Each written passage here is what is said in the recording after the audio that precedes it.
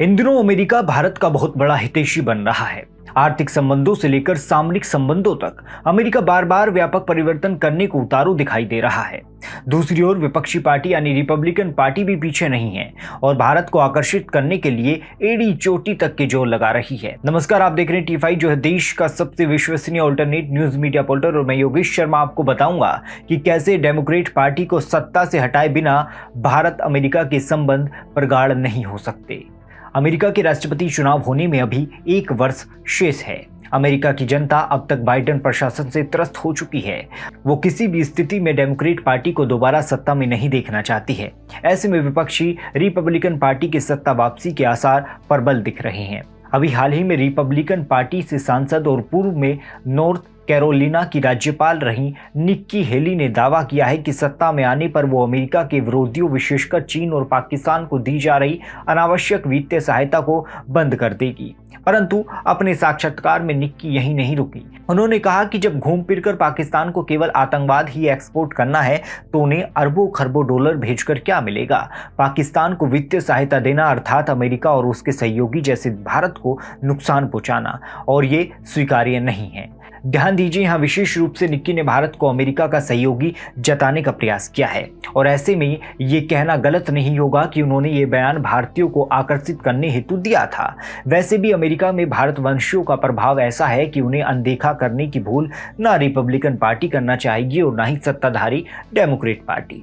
Republican party जितनी भी अवसरवादी हो वो कम से कम भारत की अखंडता पर प्रश्न चिन्ह लगाने एवं भारत विरोधियों को पोषित करने का खतरा मोल लेना नहीं चाहेगी।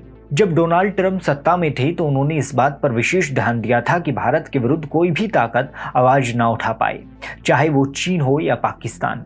परंतु जो बाइडेन के सत्ता में आते ही सब कुछ उलट-पलट हो गया। कहने को अमेरिका का सत्ताधारी प्रशासन भारत का हितैषी है और वो भारत के साथ अपने संबंध अक्षुण्ण रखने के लिए कुछ भी करने को तैयार है, परंतु बाइडेन प्रशासन की कथनी और करनी में काफी अंतर है।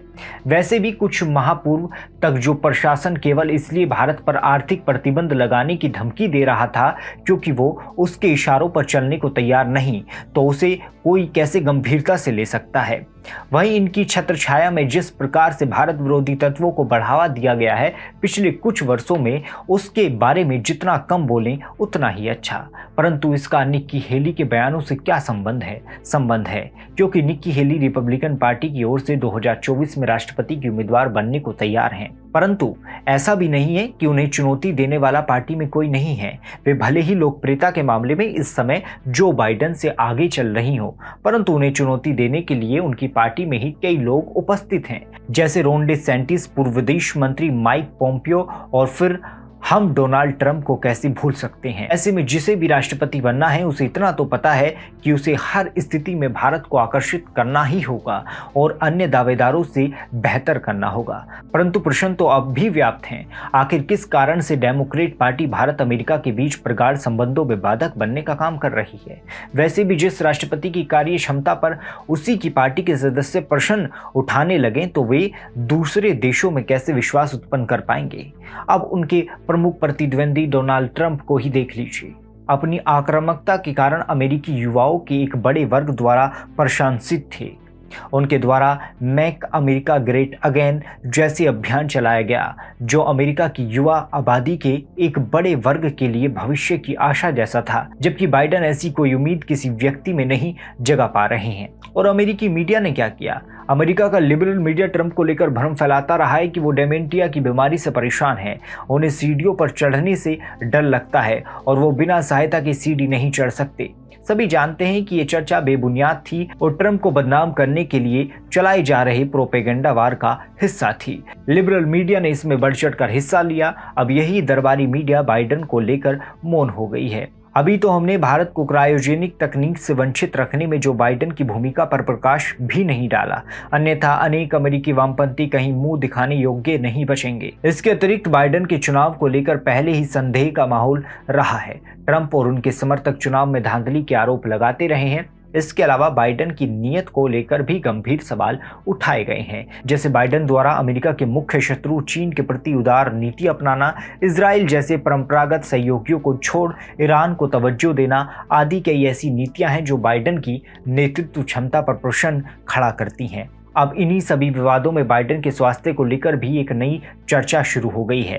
ऐसे में आम अमेरिकी नागरिक यही मानता है कि बाइडेन अमेरिका को संभाल नहीं सकते।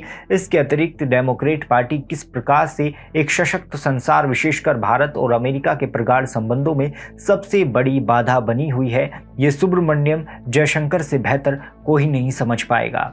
कुछ माह पूर्व एक व्याख्यान में उन्होंने कहा था कि इस्लामाबाद और वाशिंगटन के बीच संबंधों से ना तो पाकिस्तानियों का भला होगा और ना ही अमेरिकियों का।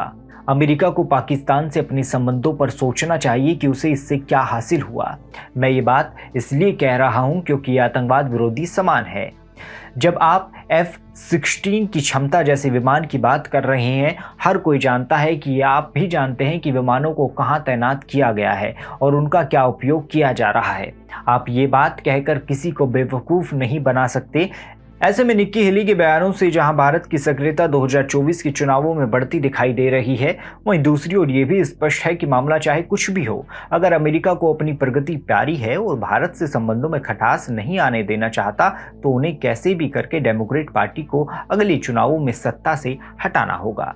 आपको हमारा वीडियो कैसा लगा कमेंट सेक्शन में अवश्य बताएं।